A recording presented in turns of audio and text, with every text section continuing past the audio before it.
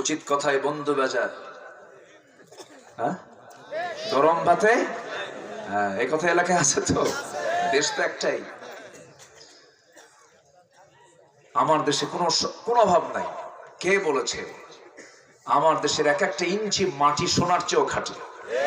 বলি আলহামদুলিল্লাহ। ড্রাগন নামে একটা ফল আছে, ড্রাগন।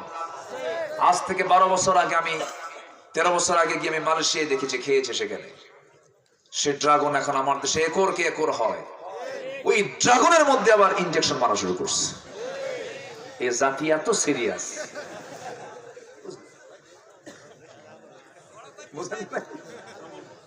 Double course. কি করবেন বলেন? আমার দেশে মানুষ বেশি না চোর বেশি? কাম সারছে জি না, আমরা ভালো হয়ে যাব, জোরে বলি ইনশাআল্লাহ। তবে নেতারা যদি সব ভালো হয়ে যেত না, ভালো হওয়া খুব সহজ হতো। নেতা যেমন হয় কর্মী তেমন হয়। আমাদের নেতা কিন্তু একজন, আমাদের রবও একজন। আমাদের রব কয়জন? তিনি কে? আসতে বলবেন না, তিনি কে?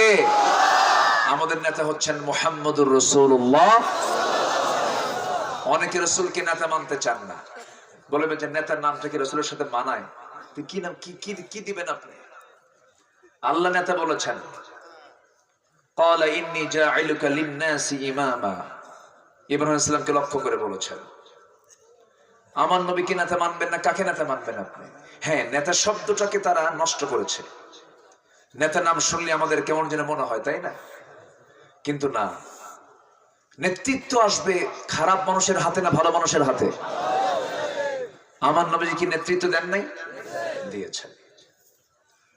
নেতা একজন, তিনি হচ্ছেন মুহাম্মদুর রাসূলুল্লাহ। এমন নেতা যিনি আগে খেয়েছেন না কর্মী আগে খাইছে? আগে খাওয়াইছেন, এরপরে তিনি খেয়েছেন। এখানে কি আওয়াজ হয়? খসর মসর আওয়াজ হচ্ছে। থাক না, এখন হিসাব করার দরকার নেই, একটা ফু মেরে দেন, এমনি বেড়ে যাবে, জানেন? বিসমিল্লাহ দিয়ে ফু দিয়ে দেন। এখানে বরকতি, সবচেয়ে বরকতি মানুষ, বলি আলহামদুলিল্লাহ। খেটে খাওয়া মানুষের সামান্য অর্থের বরকত অনেক বেশি। আল্লাহ তাআলা ধনীকে দিয়েছেন শুধু টাকা দেখতে, তুই টাকা দেখবি কিন্তু খাওয়া দেব না তোরে।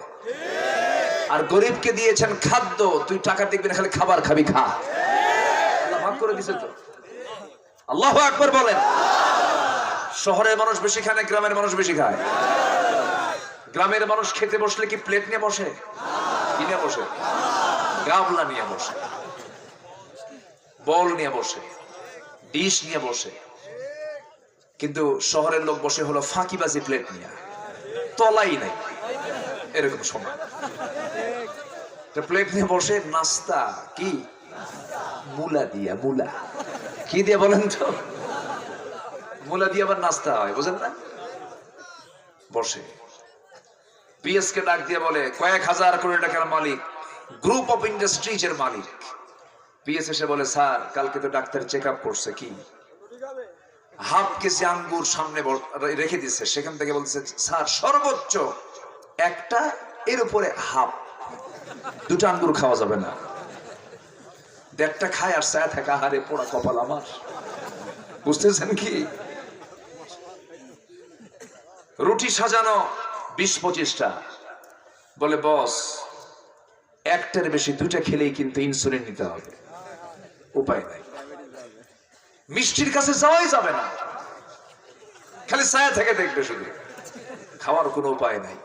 আর গ্রামের মানুষ যখন বসে, একেবারে বল নিয়ে বসে, 1 কেজি ভাত খাওয়ার পরে যখন বলা হয় খাইছো কেমন, আরো 1 কেজি হলে ভালো হয়। আমি যখন এখানে খাইতে বসে দেখি এত বড় গাবলা নিয়ে আসছে, একদম ভাত পুরো ভরা। বললাম খাওয়াবেন কারে? খুঁজলাম আপনারে। তো বিষয়টা হলো, গ্রামের মানুষকে বরকত কে দিয়েছেন? আসতে বলবেন না, কে দিয়েছেন? গরিবকে দিয়েছেন বেশি খাদ্য এবং বেশি সন্তান।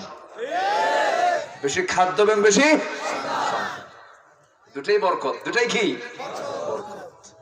20 বছর চিকিৎসা করে বাচ্চা হয় না ধনী, শেষে এসে ওই মানে ওই ঠ্যাং ভাঙ্গা কোমর ভাঙ্গা একটা বাচ্চাকে এরকম এরকম নড়াচড়া করে। আছে না নাই? আছে না নাই? বরকত দেওয়ার মালিক কে? আল্লাহ। কাউকে ঠকান না। যেরকম সুবহানাল্লাহ। আমার নবী যাকে খেয়েছেন না খাওয়াইছেন, এটা হচ্ছে নেতার একটা বৈশিষ্ট্য।